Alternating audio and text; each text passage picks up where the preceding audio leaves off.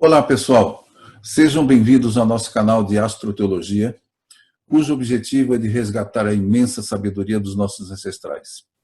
Hoje nós iremos fazer uma viagem fascinante pela antiga cosmologia. Há uma série de surpresas lá. Vamos fazer essa viagem agora?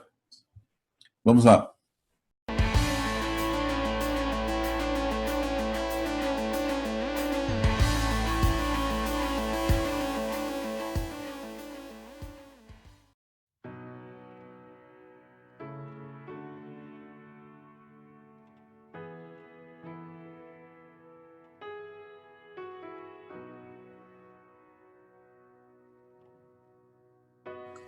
Diz o antigo princípio hermético: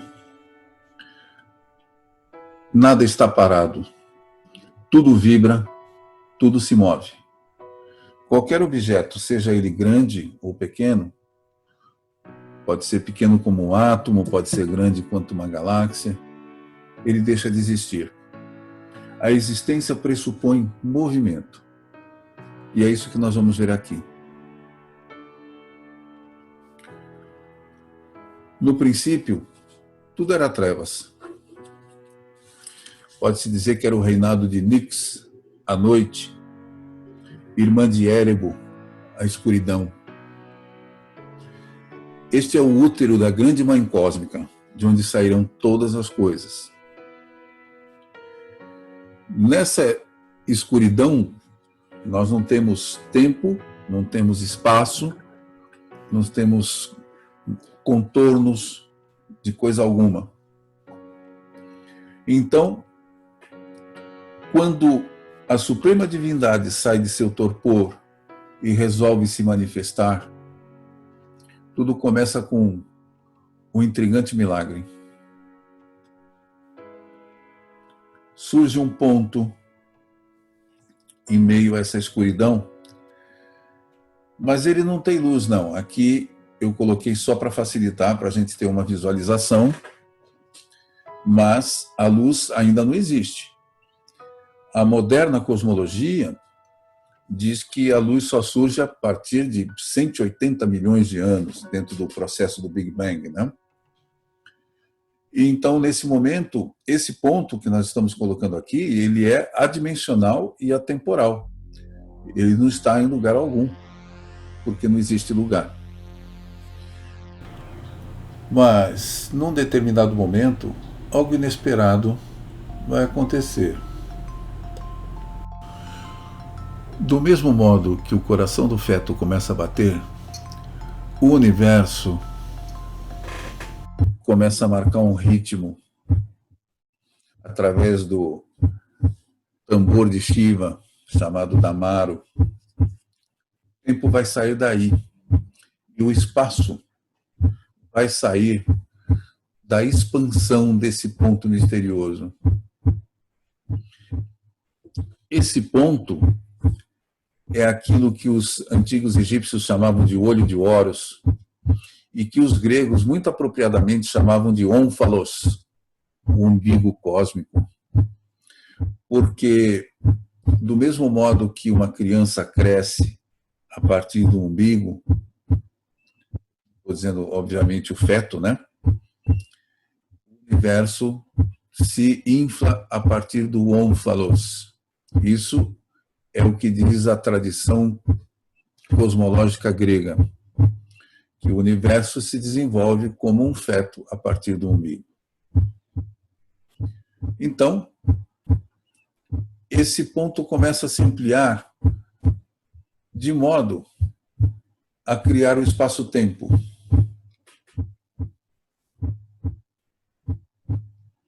Ele se amplia, se expande, se expande, se expande, até aquilo que a gente vai conceituar aqui como um grande círculo, que, como disseram os antigos egípcios, o seu centro estava em toda parte e a circunferência em lugar nenhum. O centro está em toda parte por uma razão muito simples.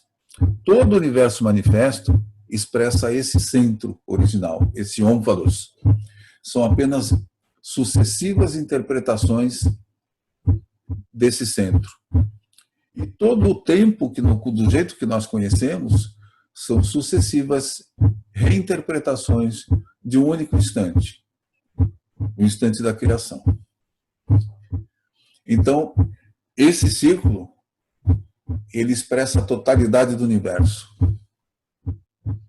E, na hora em que isso acontece, essa vibração, essa pulsação primordial se transforma num movimento giratório. Os antigos hindus, em estados alterados de consciência, tinham visões e percepções a partir das quais eles traduziram o som da criação, e foi assim que eles traduziram.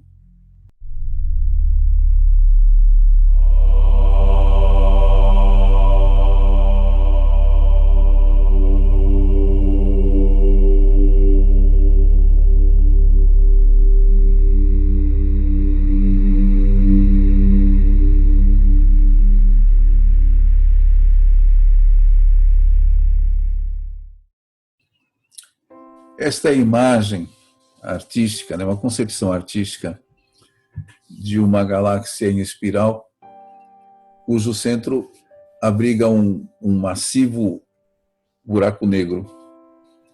Então, se vocês olharem essa imagem, é como se ela estivesse imitando esse momento da criação. A partir de um centro, tudo gira, e esse giro sucessivo pode ser traduzido como uma espiral. E tudo se expande a partir de um ponto central sempre. Tudo gira em torno de um ponto central. Este é o ônfalos, o umbigo do mundo, que reaparece, por exemplo, simbolicamente no centro de uma galáxia. Esta é uma imagem do homem vitruviano, de Leonardo da Vinci, e ele faz muito bem em desenhar esse homem em proporções perfeitas, né?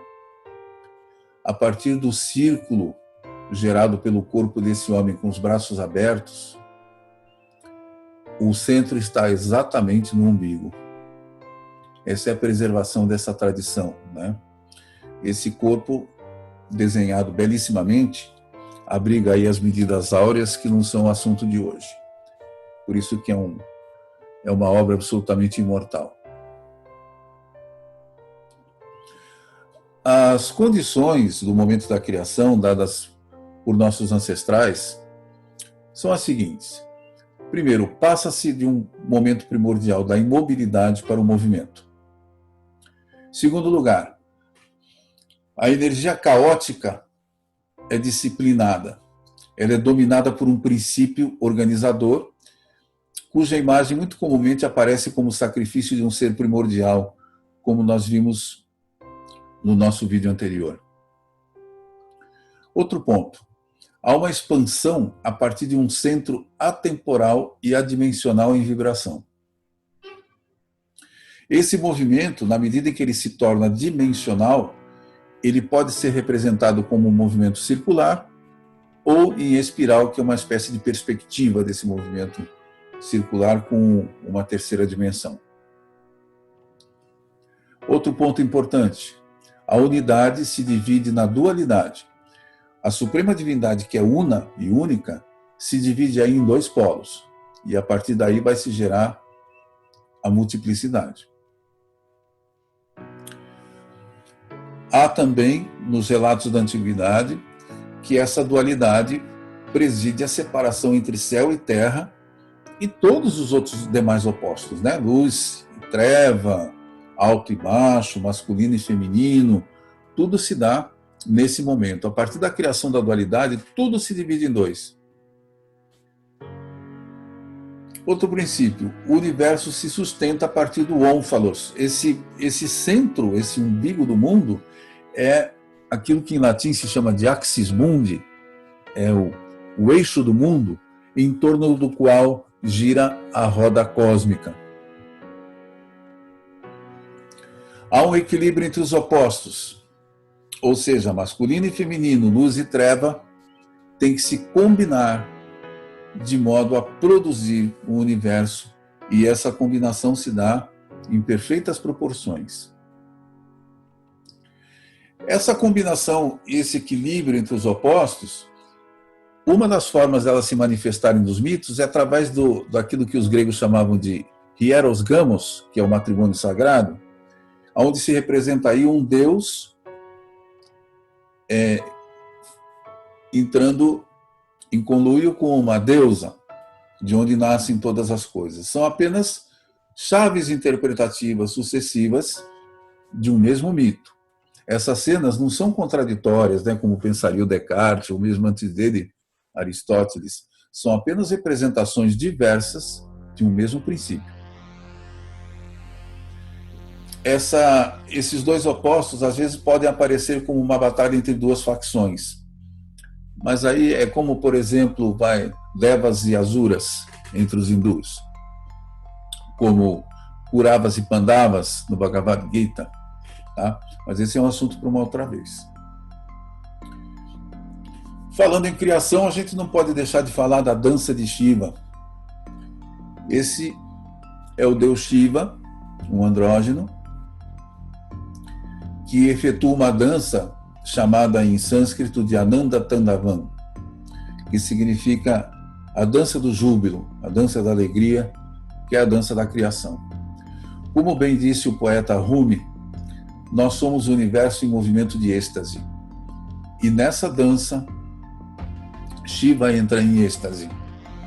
Todos os dançarinos sagrados, que hoje estão muito raros, mas ainda pode ver um pouquinho naqueles dançarinos de Bali ou naqueles derviches, eles, em princípio, entravam em êxtase para repetir esse movimento. Outra repetição arquetípica dessa dança é a dança do ventre. Essa dança tem dois aspectos, Lasya e Tandava, que são o aspecto mais lento, mais brando, e o aspecto mais violento, alucinante, aonde aí Shiva, ao mesmo tempo que cria, ele destrói as coisas. Esse processo da dança de Shiva, eu vou fazer um pequeno comentário aqui a partir da imagem. Aqui onde eu coloquei o número 1, essa rodinha aqui, ela é o limite do universo. O nosso universo não é o único, não, segundo as antigas cosmologias. Há sempre uma sucessão de criações, de multiversos. E essa roda aqui com chamas, ela significa os limites desse universo que está sendo criado. Ele é quase infinito. No 2, nós temos aqui o que Shiva está segurando na mão direita, que é Damaru, o tambor com o qual ele dita a passagem do tempo. A sua mão esquerda, se ele segura uma chama, Agni, que é a chama da destruição.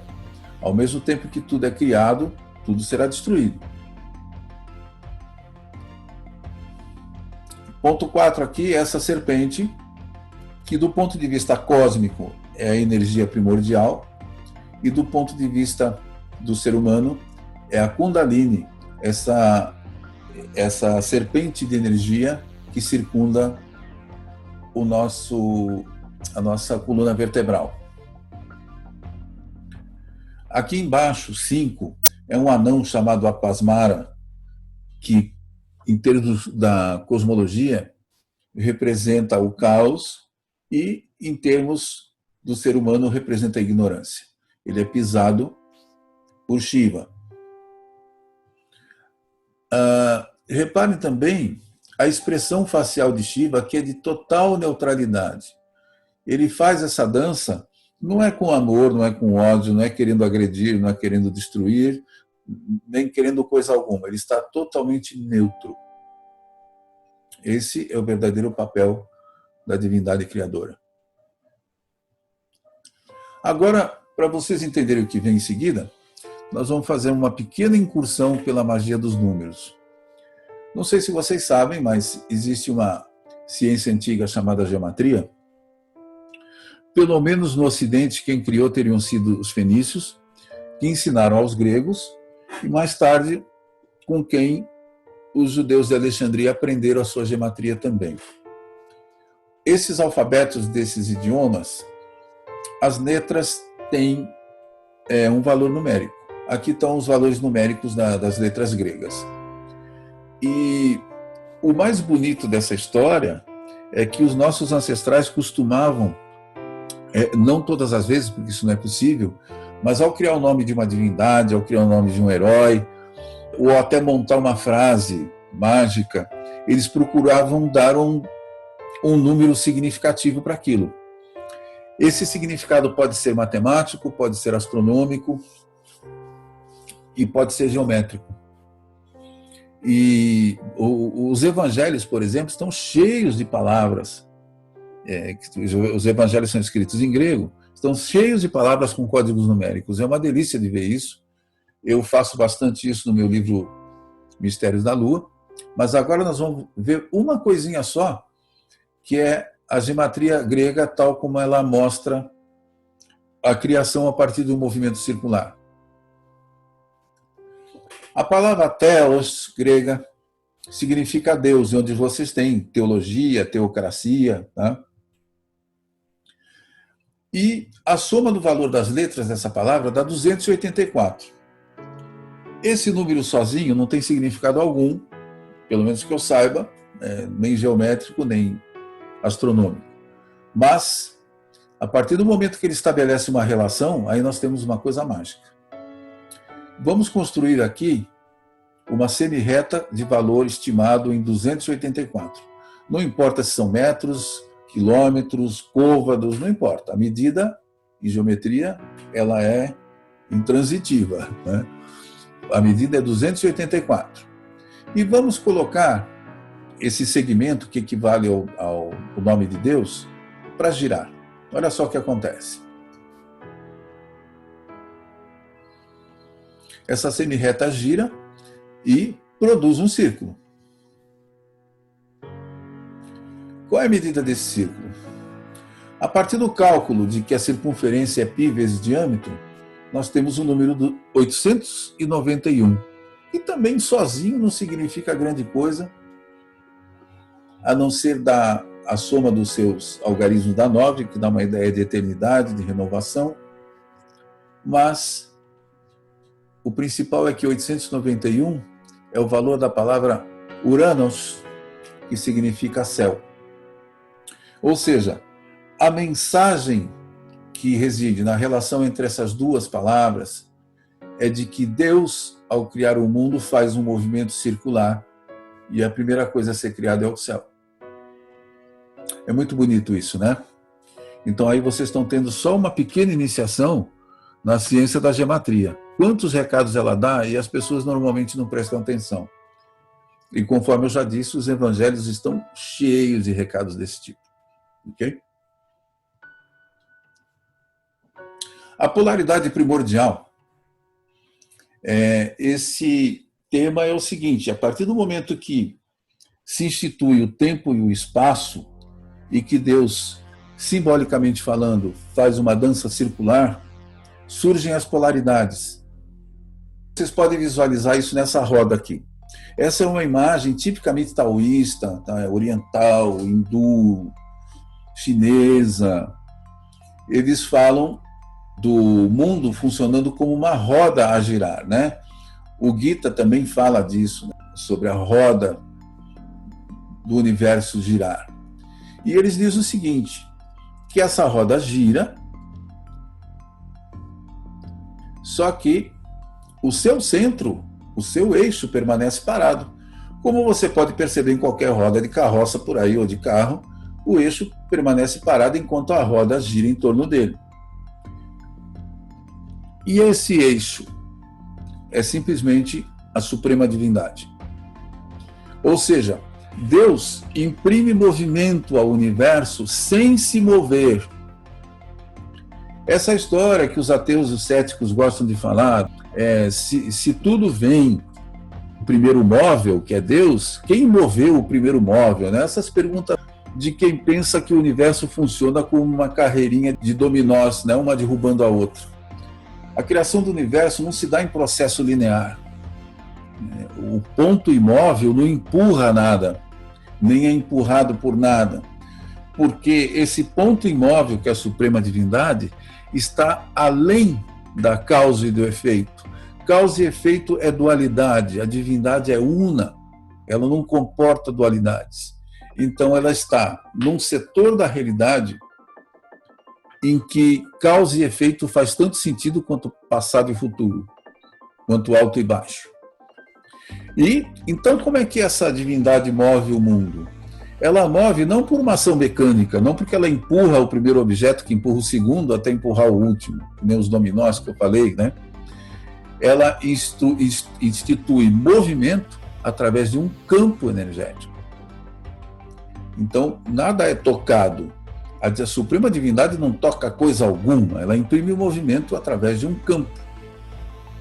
E olha só do lado esquerdo aqui, a velocidade, essa é a fórmula da velocidade escalar dentro do movimento rotatório, né? É ômega vezes R, que é o raio. E se o raio for zero, como é o centro, né, como é o eixo da roda, a velocidade vai ser zero. Então esse paradoxo de que Deus permanece parado embora movimente tudo, a única forma de manifestar isso aqui, de exemplificar, é através da roda e do seu eixo, como fizeram muito bem os chineses e os hindus. Ok? Esse é o Taijito, aquele famoso sinal do yin, do yang, dos dois opostos, masculino, feminino, luz e sombra, seco e úmido, calor e frio, e assim vai. Só esse símbolo já está ensinando um monte de coisa para a gente. Olha só. A doutrina, ao contrário do que se pensa por aí, essa doutrina do Yin Yang, ela não é dualista. Dualismo é quando você considera os dois opostos adversários, que não se integram, que não fazem parte, não compõem uma unidade. Essa filosofia taoística, ela diz que existem dois polos, mas esses polos, na verdade, são duas faces de uma moeda só.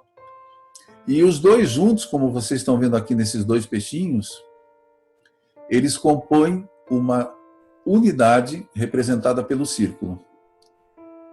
E tem mais uma coisa importante aqui.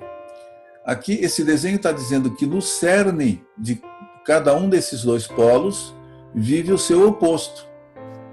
No auge da escuridão, há um pequeno ponto de luz. No auge da luz, há um pequeno ponto de escuridão.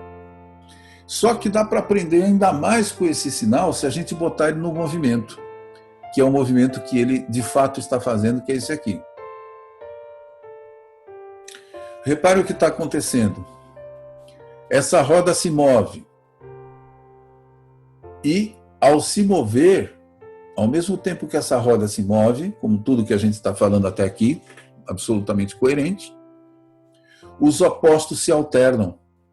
Aquilo que é positivo vira negativo, aquilo que é luz vira treva, aquilo que é calor vira frio, aquilo que é vida vira morte. Porque esse ponto central ele se expande à medida em que a roda gira, até transformar aquele setor no seu oposto. Vocês vão ver o quanto isso é verdade e quanto essa verdade é profunda. O universo é movido pela alternância entre esses dois polos.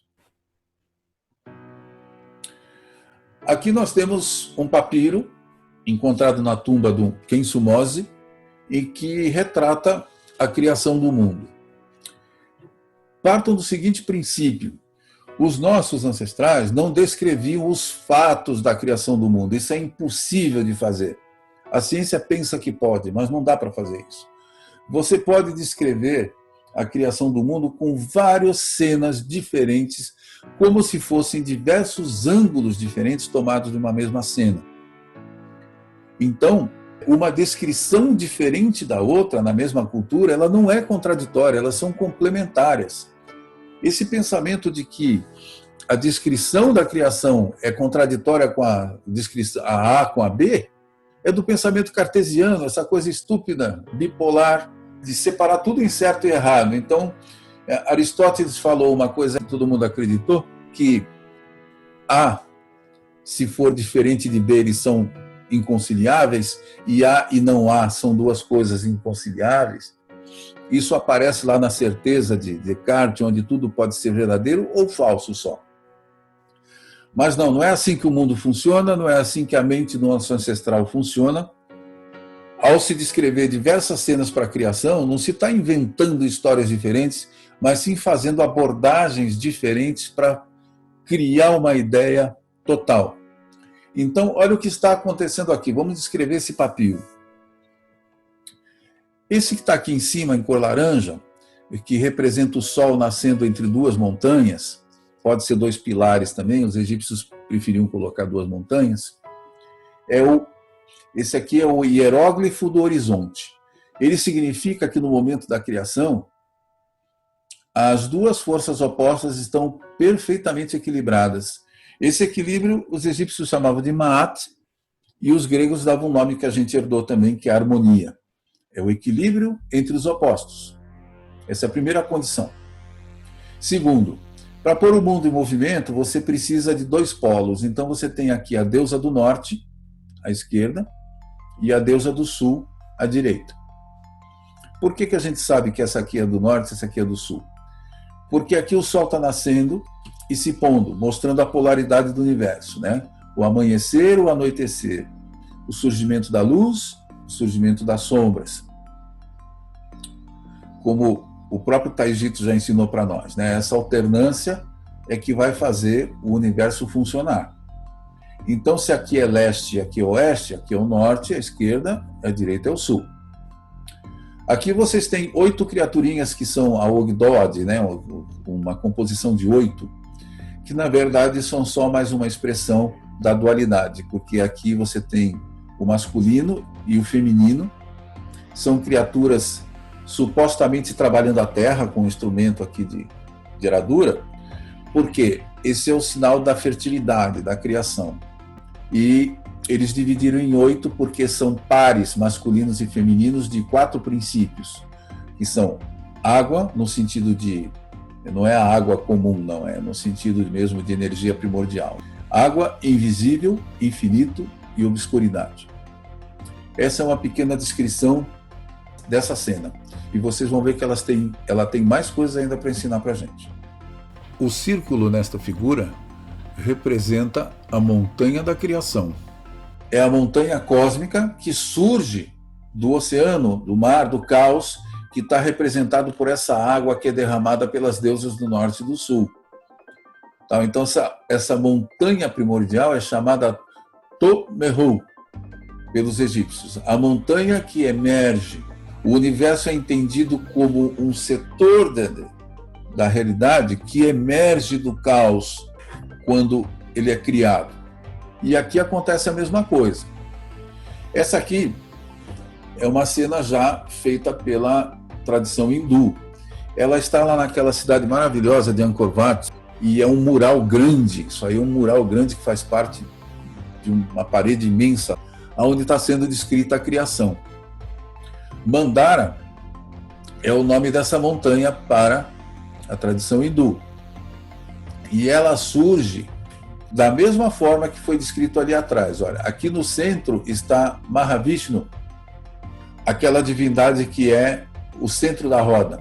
Por isso que ele está aqui no eixo do mundo, apoiado sobre uma tartaruga simbólica, e representa o eixo de uma roda que está girando pela força de Devas e Asuras. Eles ficam puxando para lá e para cá a cobra Vasuki, que está aqui a cabeça dela, olha aí o rabo também.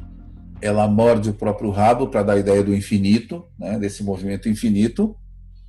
E da força dessas duas castas opostas, né, de criaturas celestiais, diz o Bhagavata Purana que ao girar essa montanha, o caos é agitado e se densifica e gera toda a matéria. Então essa montanha vai surgindo da criação a partir do esforço de Devas e Asuras nesse vai e vem celestial. Então aqui vocês podem imaginar que é como se fosse uma roda deitada e ela está girando aqui e o eixo dela é nesse centro.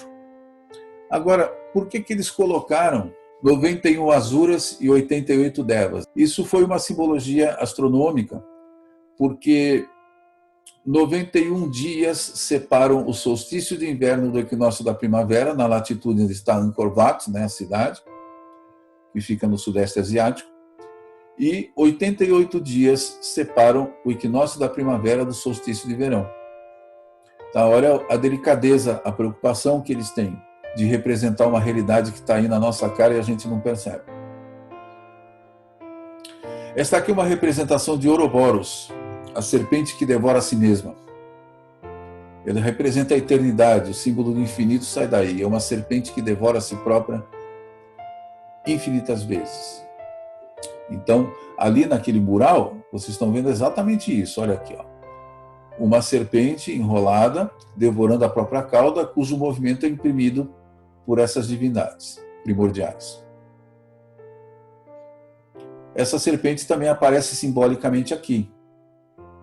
Ela circunda a montanha cósmica, de onde sai o universo, e sempre, em todas as cosmologias, a água se funde à ideia de um réptil marinho, de uma serpente, porque a serpente, nesse sentido, ela é uma expressão da fluidez da água. Então, água e serpente são a mesma coisa, a água circulante e uma serpente mordendo a própria cauda representa o limite do universo a partir do qual tudo se torna caos. Essa aqui já é uma representação dos índios astecas. Esse aqui é o calendário asteca cortado, né, para ficar só um setor mais interno. E aqui já tem exatamente a mesma mensagem.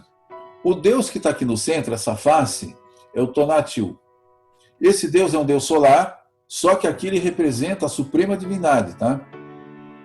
E ele é colocado no centro porque ele é o eixo da roda, que imprime o movimento. Por isso, esses glifos que estão aqui em volta compõem o glifo chamado Olim, que é o glifo do movimento. Então, esse rosto parado, essa divindade parada, imprime movimento à roda. Nós estamos falando sempre a mesma coisa. Esses dois desenhos simétricos, nesse tipo de trabalho, desse tipo de imagem, quando você encontra dois desenhos simétricos, duas entidades simétricas, elas estão representando aqueles dois opostos que eu falei agora até aqui, desde que a gente começou. Então, você tem os dois polos opostos, tem uma divindade estática que imprime movimento, representado por esse glifo, à roda do calendário. Outro detalhe é a língua desse Deus, que está aqui, olha, eu vou devolver aqui. Ó. A língua dele é feita no formato da Tecpat, que é uma faca sacrificial de pedra. E faca serve para quê? Para dividir as coisas. Então, a palavra de Deus é aquela que divide as coisas. Isso é dito também nas cartas de Paulo, no Novo Testamento, que a palavra de Deus é como uma faca de dois gumes que separa a alma e o espírito. Mas, do ponto de vista cosmológico, é o que separa o alto do baixo, o espírito da matéria, e institui aquela dualidade que compõe o universo em movimento. Então, aqui a gente chega em outro princípio hermético, que é citado no Kybalion, que é um pequeno livro místico, e que diz o seguinte, isso vem do Egito, tá? Isso tem milhares de anos, é de antes dos faraós. Tudo é duplo, tudo tem dois polos, tudo tem seu par de opostos.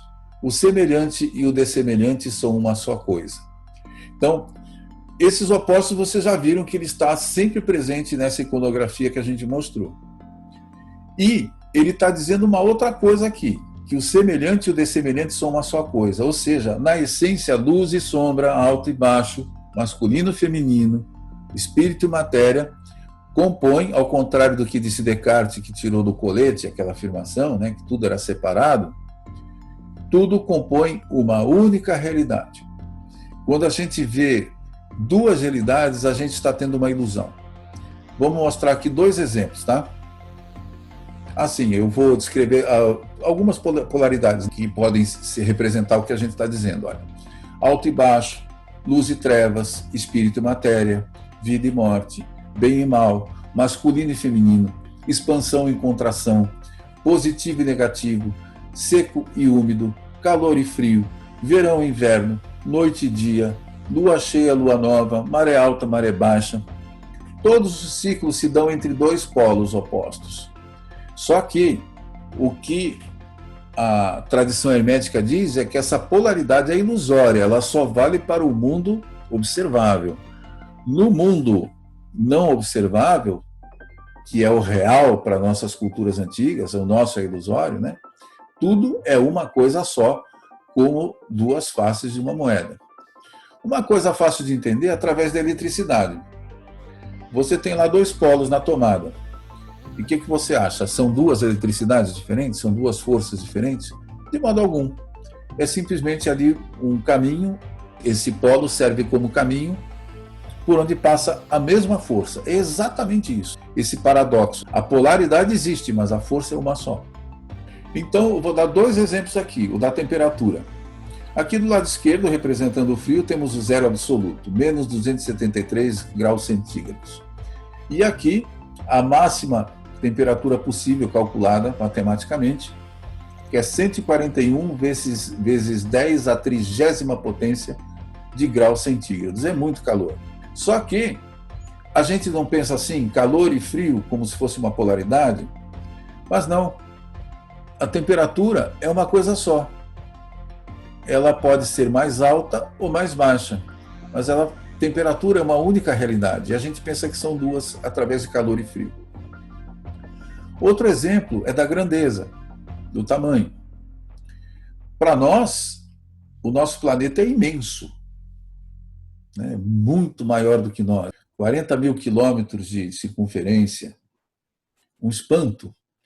Só que o que é a Terra perto de planetas como Júpiter ou Saturno, e especialmente, coitadinha da Terra aqui, olha, e especialmente perto do Sol. E o Sol também, coitadinho, ele perto de estrelas como Rigel, Arcturus, ele também é ínfimo.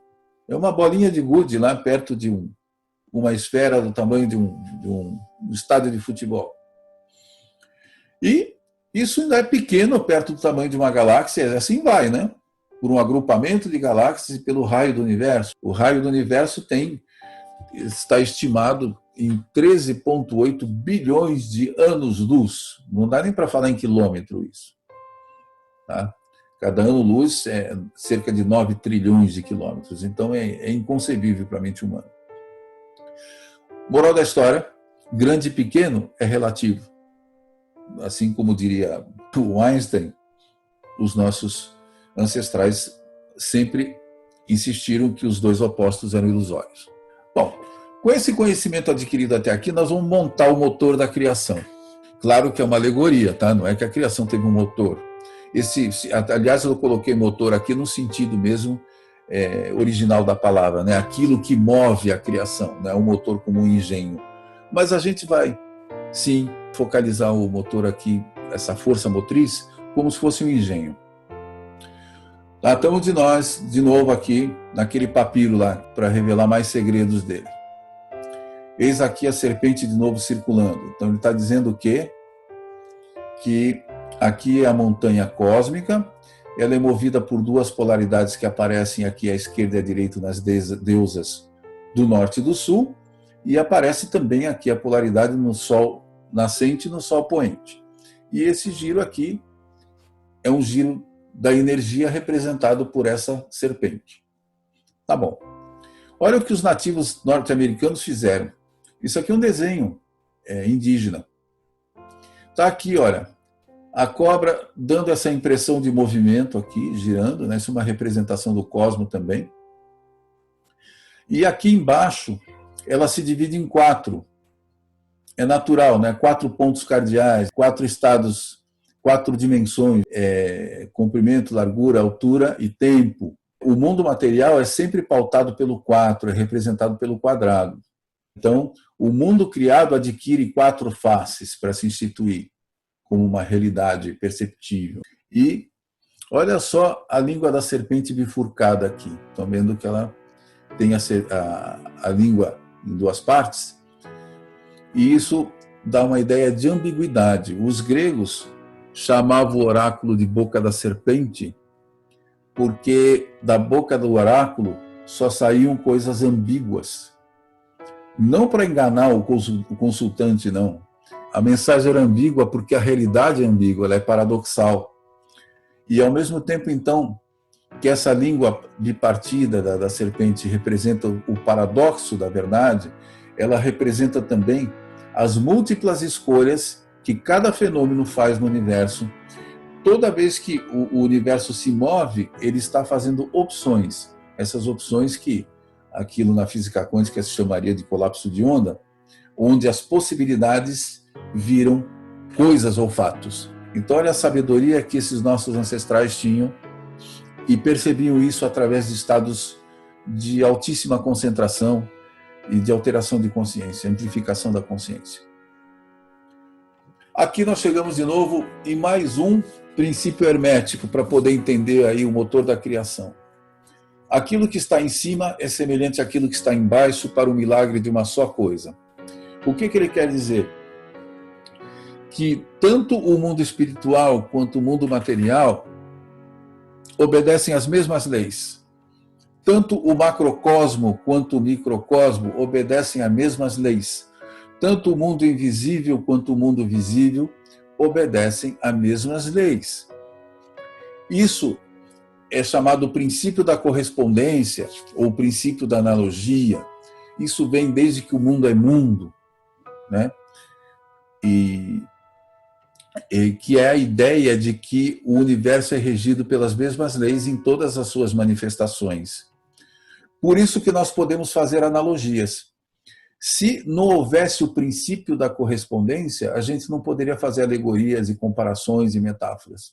Quando nós comparamos a corrente elétrica, por exemplo, com a água corrente, nós estamos fazendo uma metáfora muito procedente, porque essas duas realidades se comportam de uma maneira muito semelhante. Então, vamos olhar aqui como é que a gente aplica esse princípio da correspondência.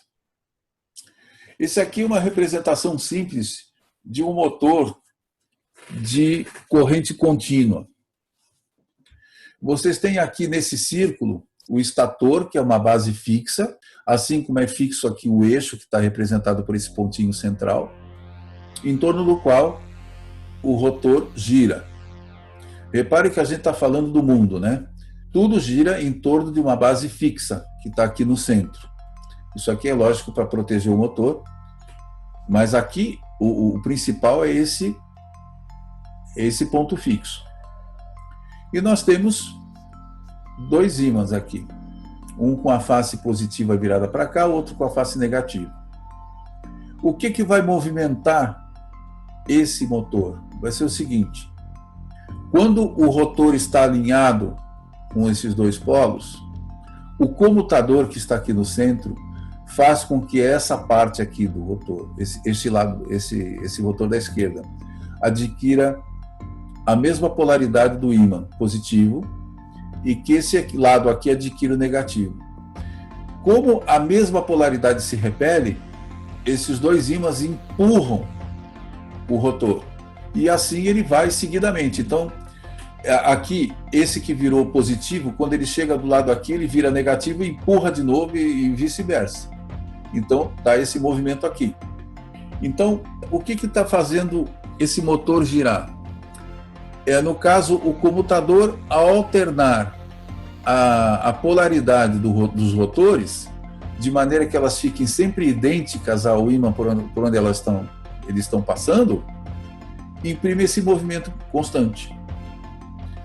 Vamos voltar para o nosso amado hieroglifo aqui, aliás, amado papiro. Qual é a diferença entre essa diagramação aqui da criação do mundo e o motor que eu descrevi? Vocês conseguem enxergar alguma diferença? Olha o que acontece. O polo positivo e o polo negativo no campo da eletricidade é chamado polo norte e polo sul. Aqui está a deusa do norte, aqui está a deusa do sul. A partir da instituição das polaridades, tudo se move. E no caso do nosso papiro, o que se move aqui? É o Sol. Sol nascente e Sol poente representam as duas polaridades. e ele se move sucessivamente na medida em que as deusas do norte e do sul injetam energia sob a forma de água aqui que aparece, e todo mundo sabe que água corrente fluindo rapidamente gera corrente elétrica. A moral da história é que esse papiro está descrevendo aqui um motor elétrico. Okay? Essa alternância que acontece aqui é exatamente igual à alternância dos rotores. Nós temos os polos aqui, nós temos até o formato redondo, que é o formato ideal para representar esse processo. Então, nós temos aí o motor da criação. Moral da história: aquilo que está em cima é semelhante àquilo que está embaixo para o milagre de uma só coisa. Aqui poderia haver uma pergunta no estilo de Erich von Däniken, né? Será que os egípcios então conheciam a eletricidade? Olha, não sei se conheceram numa época muito recuada, mas na época dos faraós com certeza não, porque todas as múmias faraônicas, ao se fazer a autópsia, se detecta que os pulmões estão cheios de fuligem provocados pelas lâmpadas de óleo que eles usavam nos palácios. Então, esquece que se houvesse eletricidade ali, o cara não ia estar com o pulmão entupido de fuligem. Mas eles precisavam conhecer a eletricidade de modo algum. Por quê? Por causa dessa lei hermética. Aquilo que está em cima é semelhante àquilo que está embaixo para o milagre de uma só coisa. Ou seja, para você construir um motor que funcione, ele vai ter que funcionar de maneira parecida com uma descrição da criação do universo. Senão ele não funciona.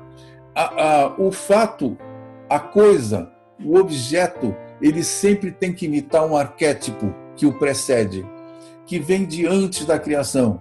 Aqueles modelos que Platão chamou de ideias e que Jung entendeu mal e chamou de produto do inconsciente. Esses modelos são anteriores à criação e está postulado por essa lei que tudo para ser criado segue o mesmo modelo e segue esse modelo das polaridades e que tudo é movimentado pela alternância entre essas polaridades. E se você não observar essa regra, você não vai fazer um motor que funcione. Bom, agora vamos ver outra descrição. Olha aqui a cobra de novo, que ela está aqui no caso na horizontal, nós pusemos na vertical para poder enxergar. E de novo, nós estamos vendo a mesma cena. O que está acontecendo aqui? Dois polos opostos, Devas e Asuras, puxando um cabo de guerra usando o Vasuki, a serpente primordial, que nós já vimos que é igual à água do caos, que é igual à energia que move o universo. Essa cobra está mordendo a própria cauda, fazendo uma espécie de fazendo um círculo, e esse círculo está sendo puxado alternadamente por Devas e Asuras. Tem aqui outra coisa, olha, o masculino e o feminino representado por uma espada e por esse objeto redondo aqui, ao mesmo tempo representando criação e destruição, mostrando os dois polos, enquanto a suprema divindade permanece parada aqui ao centro. Então, voltando a imaginar a cobra, vamos para frente. Esses dois cupidos aqui, esses dois anjinhos, não tem nada de inocente, eles são Eros e Anti-Eros, que, na visão cósmica grega, regem o universo. Eros representa tudo aquilo que atrai, toda a força de atração. Desde o amor ao magnetismo, à gravidade, não importa, qualquer força de atração é representada por Eros. Anti-Eros representa as forças de repulsão. E, de novo, nós chegamos na mesma coisa. A realidade só existe pelo equilíbrio perfeito entre a atração e repulsão. Se a atração vencer, o universo colapsa sobre si mesmo, ele implode e volta a ser o ponto do Big Bang e desaparece. Se predominar a expansão, anti-Eros, a repulsão, a gravidade não vai funcionar. Nós não vamos poder ter, por exemplo, uma galáxia ou um sistema solar, e nem vamos ter objetos astronômicos, como um planeta, que é formado pela gravidade. Então, a vida vem do perfeito equilíbrio entre os dois. Claro que um predomina, depois o outro predomina, que não está acontecendo ali com os Devas, né, e os Asuras. No momento que nós estamos vivendo, o universo está se expandindo, está predominando anti-Eros. Está tudo certo. Num outro momento isso se inverte. Aqui eu coloquei um cabo de guerra, aqui coloquei o mesmo GIF simétrico. Seria mais correto se quando um estivesse puxando, o outro estivesse indo para frente e depois para trás, mas é para dar uma ideia de vai e vem que acontece no cabo de guerra aqui entre os Devas e Asuras. Por isso que quando eu li a descrição da criação do mundo no Bhagavata Purana e vi esse desenho, eu dei risada comigo mesmo. Eu pensei, meu Deus do céu, olha o que eles fizeram. Eles descreveram um motor de corrente alternada. O mecanismo de criação do universo, da maneira que ele é descrito pelos nossos ancestrais, equivale à descrição de um motor de corrente alternada. Mas o que é um motor de corrente alternada? Vamos passar um filminho aqui de 1 minuto e meio para vocês. A diferença entre Ca e Cc está em como a eletricidade e os elétrons fluem. Para que a Cc aconteça, deve haver um fluxo contínuo de elétrons ao longo do cabo de um polo negativo a um polo positivo. Quando a energia é fornecida, os elétrons, representados pela faixa vermelha, se movem até um ponto, fazem o trabalho e depois voltam para o gerador.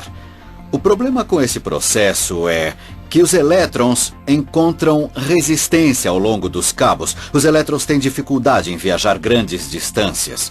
Então a maioria da energia do sistema se perde no cabo.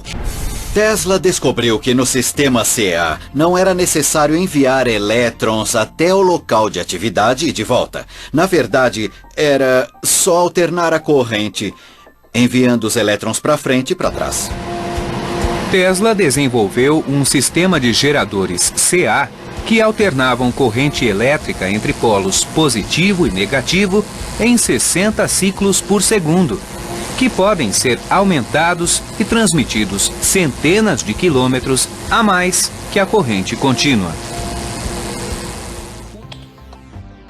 Bom, depois desse videozinho simpático, vamos fazer aqui um pequeno esquema de como funciona esse processo. Essa seta aí está indicando a tensão máxima de um motor de corrente alternada, tá? Então, ela atinge o seu máximo, depois ela desce, na mesma intensidade que ela está aí, ela desce e vai para o seu oposto, para a sua carga negativa. E esse vai e vem é aquele que vocês aprenderam ali com o vídeo que produz o trabalho do motor. Esta é uma representação em uma única dimensão do que acontece com essa corrente, que ela sobe e desce. Por isso que eu pus um D aqui, ó. Em uma dimensão você só tem comprimento. Então parece ser uma seta que sobe e desce. Mas se você acrescentar uma dimensão, vamos fazer um desenho aqui em 2D, vocês vão ter um círculo.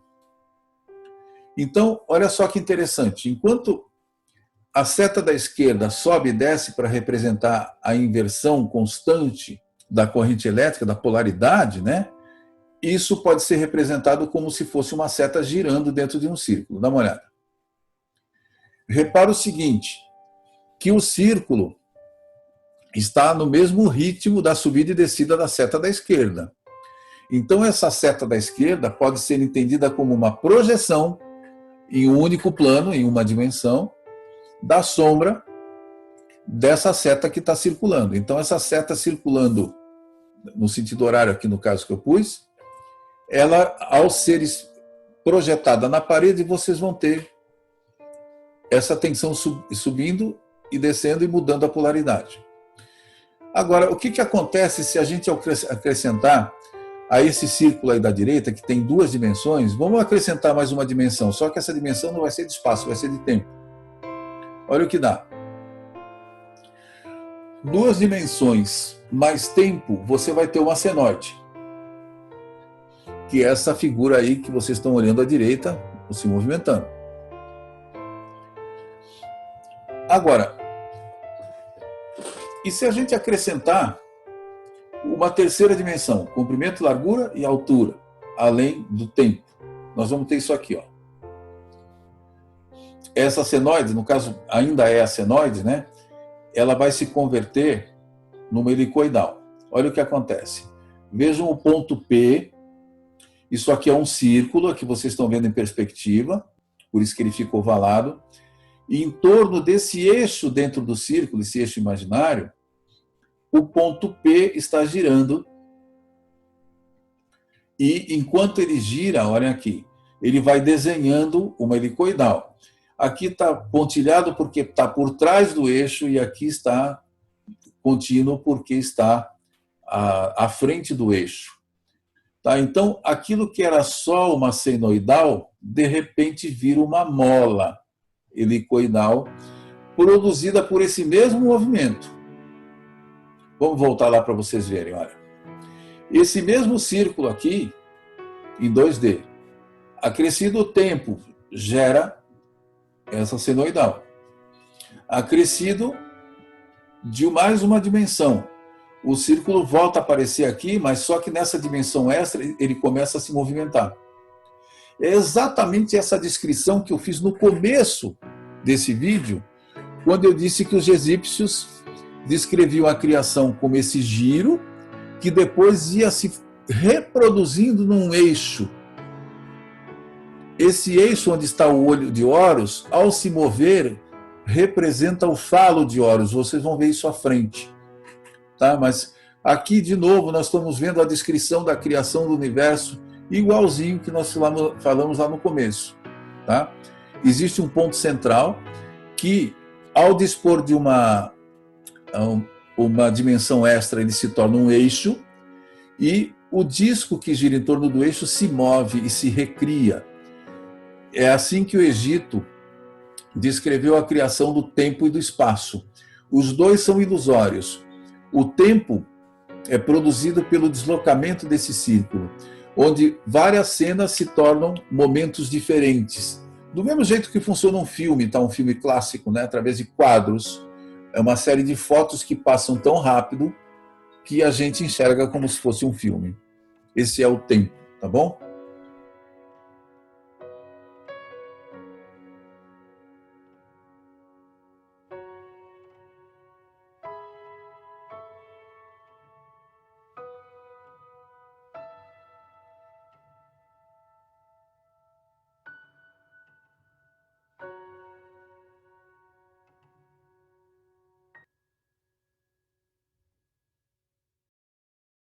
Não existe nada reto, não existe nada com começo e fim. Tudo é infinito, o infinito é representado pelo círculo e tudo se move no mundo manifesto. Então vamos botar isso aqui para funcionar. Olha só, nós temos uma mola circular girando e isso já está criando uma outra imagem geométrica bem mais complexa agora do que um simples círculo, que é o toroide. O toroide é esse formato aqui, olha. Ele é uma espécie de um pneu. Eu vou mostrar a próxima imagem para vocês verem em perspectiva. Parece um pneu, tem um furo central.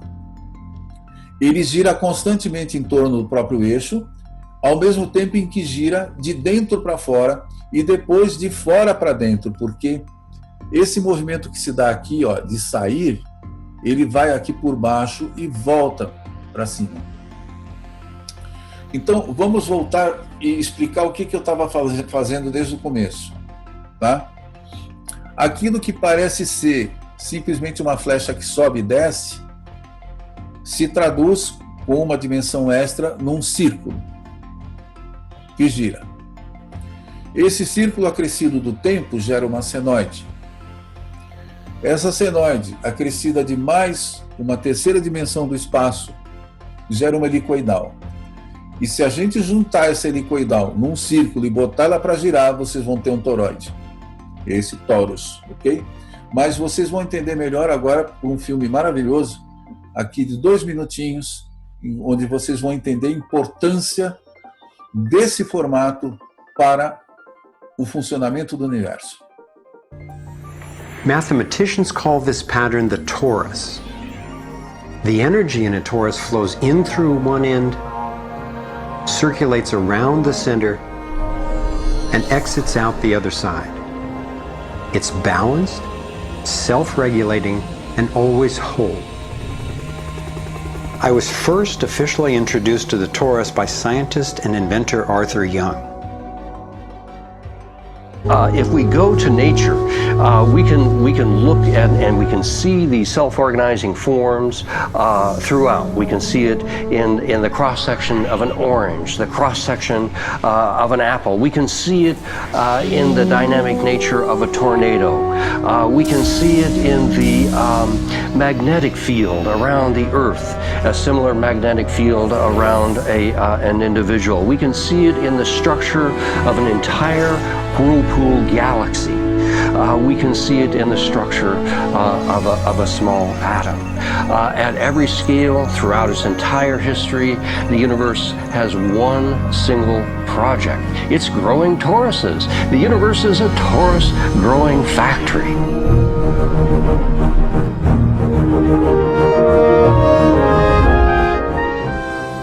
Stars move from this galactic disk out to the halo, down the vortices, and back out again. Stars like Arcturus, for instance, we know have done that path already. That's the appropriate description even for the atmosphere of our planet. The weather goes from the North Pole down to the equator and then back up, from the South Pole up to the equator and then back down. Even the dynamics on the surface of the sun are very similar. Of course, here we're looking at it from an external perspective on a small scale model. When you look at the solar system embedded in the galaxy, embedded in the cluster, embedded in the supercluster, we're traveling in this boundless sea of infinite torus flow.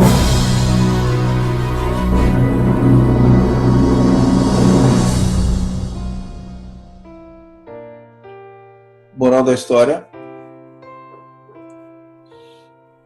nós estamos feitos e cercados por esse formato maravilhoso, esse campo de energia maravilhoso que envolve nosso corpo, que envolve um átomo, que envolve uma galáxia, que envolve uma maçã e que norteia o campo magnético da Terra e que norteia o funcionamento de um tornado ou de um furacão.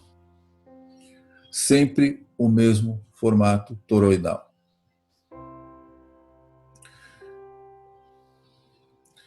Esta é uma representação da árvore celta, que representa o eixo do mundo. E agora vocês têm uma ideia de por que ela tem esse formato aqui, onde a copa da árvore praticamente toca a raiz. Isso está sendo o esquema de um torus, onde a energia sobe e desce e volta a subir pelo eixo. Que representa o quê, gente? Representa a eterna renovação. Vocês podem pensar o que vocês quiserem aqui, olha.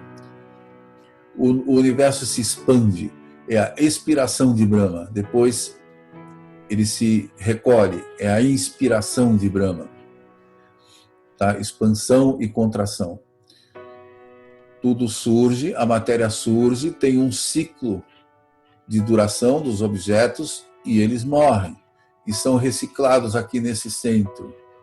Isso é o universo vivo, esse organismo vivo, auto-organizado e autoconsciente, movido por uma consciência superior impessoal que alguns resolveram chamar de Deus. Então, esse desenho da árvore celta é uma espécie de foto, uma fotografia do toroide. Mas como é que eles sabiam? Eles sabiam eletricidade? Não. Eles tinham acesso a estados alterados de consciência e viam essas coisas. E descreviam do jeito que podiam. Então, esse é o desenho do filminho que vocês viram, e nós vamos ver algumas variações dele. Esse desenho, se ele for comprimido, assim, fizer um pneu mais comprimido, vocês vão ter uma forma geométrica, um polígono aqui, chamado vector equilibrium, que é alternado aqui por triângulos e quadrados, tá? Tem um quadrado aqui, um triângulo aqui e assim vai. Coincidentemente dá o 7 aqui, que é o número da criação. Coincidentemente, aliás, coincidência é uma invenção do Demon, né? Não existe.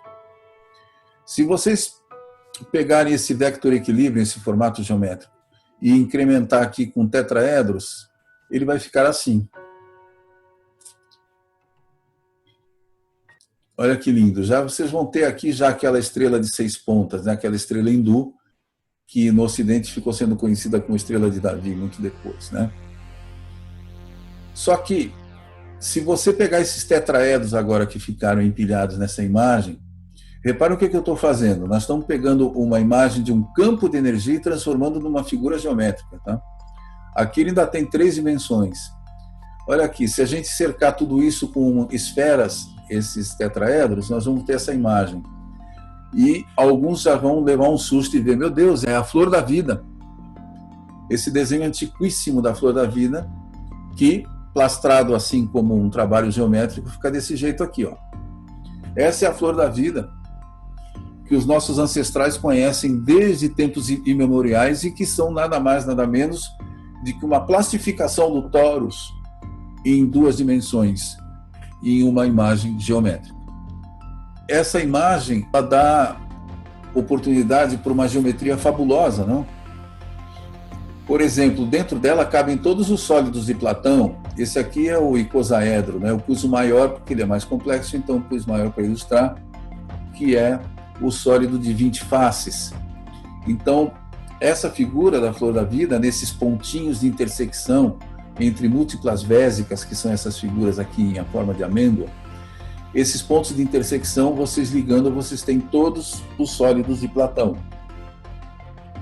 Vocês também, nesses mesmos pontinhos aqui que estão escondidos, vocês cabem exatamente aqui a árvore, a Sefirote da Cabala. O mesmo desenho. Porque está todo mundo falando da mesma coisa, né? Simplesmente isso. Olha que desenho lindo pode sair dali, né? Tem a estrela de 6 pontas, aqui um triângulo central, aqui um círculo, e forma esse desenho padrão maravilhoso. Olha outra alternativa. E olha aqui, combinando com fractais, né? Essa parte escura aqui acaba aparecendo maravilhosamente com o movimento do torus, né?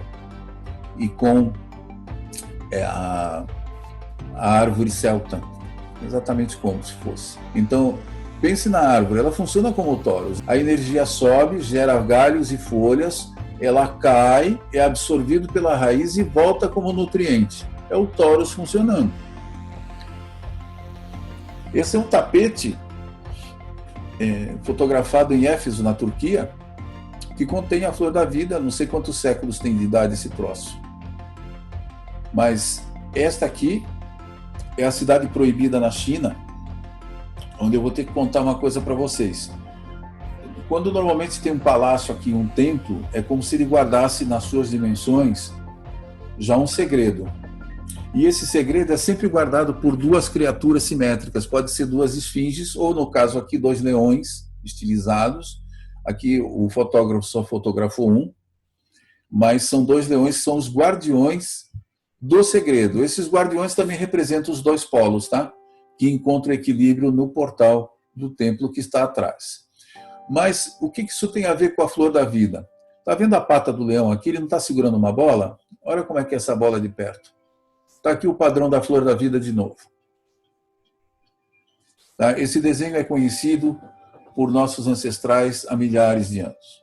Sabe-se lá desde que cultura que hoje desapareceu e que fica sendo representada nessas figuras. Esse é um mosaico no chão da sala de banho de Herodes, em Israel. Olha que beleza aqui. Aqui em volta, uma corrente circular, e aqui a flor da vida. E essa é talvez, talvez não, é a representação da flor da vida mais antiga que se conhece, que está no templo de Abidos, no Egito, que não foi construído pelos faraós, ele é anterior.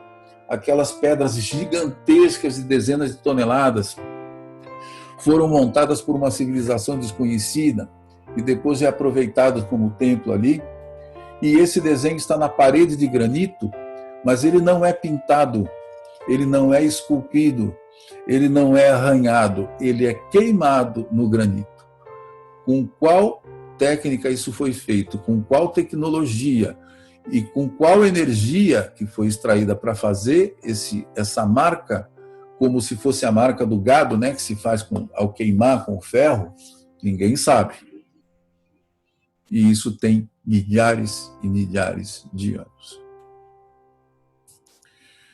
Vamos voltar para o modelo agora da espiral para entender de novo mais um ângulo da criação. E vamos ficar aqui por um momento com os egípcios. Os egípcios dizem que há um movimento circular, esse movimento é representado por uma espiral, porque é natural. Se você imagina isso como se fosse um túnel, é natural que aquilo que está no centro represente o que está mais longe, por isso parece dar a ideia de uma espiral. Nós vamos inclinar essa espiral aqui, deixá-la paradinha, para pôr em perspectiva um desenho que vocês vão reconhecer. Dizem os egípcios que do centro onde gira essa espiral surge, aqui está o olho de Horus, mas ele ao ser projetado compõe o falo de Horus e dá do encontro entre o princípio masculino representado por essa haste e o princípio feminino representado pela espiral, pelo redondo, né? Os dois ao se interpenetrarem geram o tempo e o espaço. E então vai acontecer aquilo que vocês viram naquela imagem lá atrás, uma espécie de um êmbolo, né? Imagine esse círculo aqui girando eternamente em torno desse eixo e o movimento dele produzindo o tempo.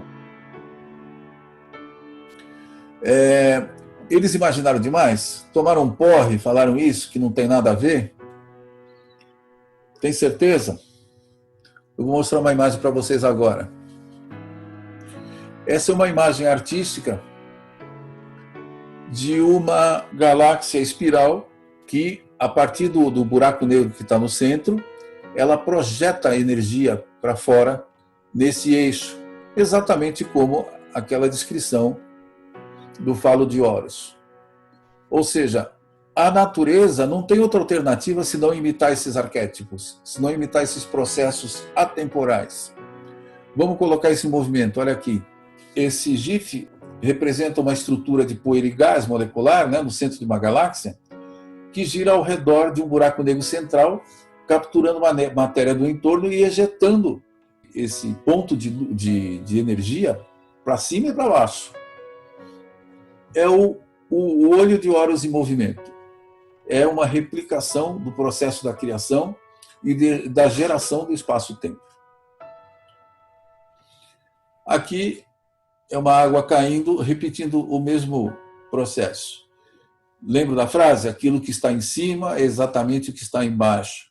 Aquilo que rege o mundo espiritual é a mesma coisa que rege o mundo material. Aquilo que rege o macrocosmo é o mesmo que rege o microcosmo. Esse é um furacão fotografado de uma estação espacial. O mesmo formato de espiral, a mesma coisa. Você pode ver aqui desde a concha de uma entidade marinha, como o Nautilus, ou pode ver também uma galáxia em espiral, ou pode ver a água da sua pia entrando no cano. E o que resta para o coitadinho do furacão se não repetir as mesmas leis? Aqui está o olho de Horus. O olho de Horus, assim como o eixo da roda dos taoístas, ele é parado. E por que vocês acham que no furacão o olho dele não tem vento? Porque cabe à natureza reproduzir esses antigos arquétipos. Aqui, quando o olho do furacão passa por cima de uma cidade, o vento para, as pessoas pensam que acabou o furacão, mas logo ele volta. Quando começar na outra parte aqui, ele adquire velocidade de novo. Por quê? O que diz o arquétipo? Que o centro está sempre em repouso. Esse centro representa a divindade suprema. É o eixo da roda que faz o universo girar. Isso explica, em parte, a obsessão dos nossos ancestrais com as espirais. Elas são encontradas em muitas partes do mundo na arte rupestre. E, com certeza, isso é visto a partir de estados alterados de consciência. Isso daí tem muitos milhares de anos. Agora nós estamos fazendo aqui, mostrando um recorte do torus. E olha esse do meio. O torus é como se fosse dois pneus, né? Se você cortar onde ele está encostando mais, ele forma o símbolo do infinito. E, de novo, nós temos Ouroboros, só que não mais no formato circular, mas repetindo esse movimento do infinito. Porque, além de ser circular, ele está representando aqui a alternância entre os polos. E isso não é nada mais do que um recorte do torus, né? Que vocês podem imaginar as duas partes do pneu, e aqui a energia que brota, aqui a energia que volta, através do eterno movimento que essa cobra está fazendo aqui. Ela está devorando a si mesma e fazendo esse movimento. Então a energia jorra para fora e volta para dentro através do eixo. De novo, a mesma coisa. Isso tem utilidade? Ah, se tem. Do lado esquerdo aqui, vocês têm um transformador tradicional feito numa caixinha quadrada. Mas olha para o universo é quadrado? Pensa bem. O universo não é quadrado, então alguém teve a ideia de imitar, sem saber de nada disso aí que está sendo falado até aqui, né? Algum engenheiro descobriu, empiricamente, que o transformador é muito mais eficiente se ele for feito em formato toroidal, para que a forma imite o que o campo de energia faz. A forma imitando, ela entra em ressonância, ela torna tudo isso muito mais funcional. E olha quais as vantagens que tem o transformador toroidal. Olha. Menor irradiação magnética, menor perda de energia. Ótimo, economia. Menor variação de tensão. Bárbaro, preserva o aparato. Tamanho 40% a 60% menor, ou seja, ocupa menos espaço e exige menos material. Haja economia. Praticidade na montagem e nas peças exigidas. Mais economia de tempo e de matéria. E menos vibração e ruído. Por quê? Porque você não vai comparar uma caixa quadrada. Você já viu um planeta quadrado por aí? Você já viu algum planeta fazendo órbita quadrada em torno de um Sol? Então, meu amigo, se você quer um motor que funcione bem, se você quer um engenho que tenha um campo de energia que funcione bem, imita o torus que você sai melhor. O formato toroidal está sendo usado como indutores e transformadores, e que vocês hoje têm isso com vocês nas fontes de alimentação, inversores, amplificadores, e nas suas TVs, nos rádios, nos computadores e sistema de áudio. Já existem esses aparatos toroidais, tá? Então a gente está usando uma coisa que representa tudo isso que a gente está fazendo e não sabe. Esse aqui é um formato, de novo, um aparato toroidal já muito grande, chamado tokamak, que é esse nome é russo, onde esse aparato toroidal ele é usado para produzir um campo magnético e confinar plasma, né, de isótopos de hidrogênio, e assim produzir energia de fusão termonuclear. Imagina, a indústria pesada, né, descobriu que imitar o torus, você gera tanta energia, né, que é capaz de fazer uma fusão termonuclear e produzir energia mais barato do que por outros processos. Então, quem disse que o mito não produz tecnologia? Finalmente, então, moral da história. Vocês acabaram de ver aquela história da haste que sobe e desce, e que é uma projeção do movimento circular. Só que agora, em vez de pôr haste, eu vou colocar duas bolinhas para a gente refletir. Olha a bolinha da direita.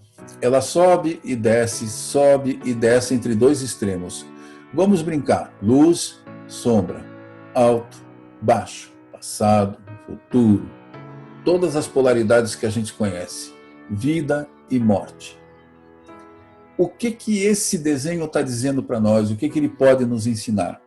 Que a nossa percepção da dualidade é pura ilusão, porque os dois opostos, na verdade, são produtos de um movimento circular. E o círculo não tem começo nem fim. O círculo não tem o lugar do começo, o lugar do fim, o lugar contrário a outro lugar. Ele é uma continuidade. Então, aquilo que é contínuo, aquela energia que circula em torno do Supremo, da divindade suprema, se projetada, se destituída de uma dimensão, proporciona ao universo as dualidades, que na verdade são duas expressões de uma mesma realidade, da mesma maneira que os dois polos, por exemplo, da sua tomada, trabalham com uma energia só. A moral da história, gente, é que a nossa noção de bem e mal, a nossa noção de certo e errado, a nossa noção de passado e futuro, e todas as demais dualidades, né, masculino e feminino, o que você quiser, são produtos de uma ilusão dimensional. E aqui nós estamos, então, reencontrando a filosofia oriental, que diz que os polos são ilusórios. Eles são uma ilusão típica do mundo manifesto, mas são uma concessão, porque se você mantiver a unidade, você não tem criação. Para haver a unidade, você tem que dividir o mundo em céu e terra, que nem a língua daquele deus asteca que eu mostrei no calendário. Vai ter que usar a faca para cortar o mundo em duas faces. Então, aqui nós vamos ter as conclusões. Princípios herméticos discutidos hoje. E agora vocês têm a plena compreensão deles. Tudo tem dois polos, tudo tem seu par de opostos. O semelhante e o dessemelhante são uma só coisa. Os opostos são diferentes em graus, mas idênticos em natureza. Foi tudo que a gente acabou de dizer agora. Tudo tem fluxo e refluxo. Tudo tem suas marés. Tudo sobe e desce. Esse é o princípio do ritmo, né? O princípio dos ciclos. Os extremos se tocam. Todas as verdades são meias verdades. Todos os paradoxos podem ser reconciliados. Ou seja, tudo aquilo, nosso intelecto binário ocidental, essa coisa horrorosa que vem do Aristóteles e repousa lá em Descartes, em que a coisa está certa ou está errada, uma assertiva está correta ou está errada, ela sempre esconde um paradoxo que une as duas extremidades. Esse é o aviso dos nossos ancestrais.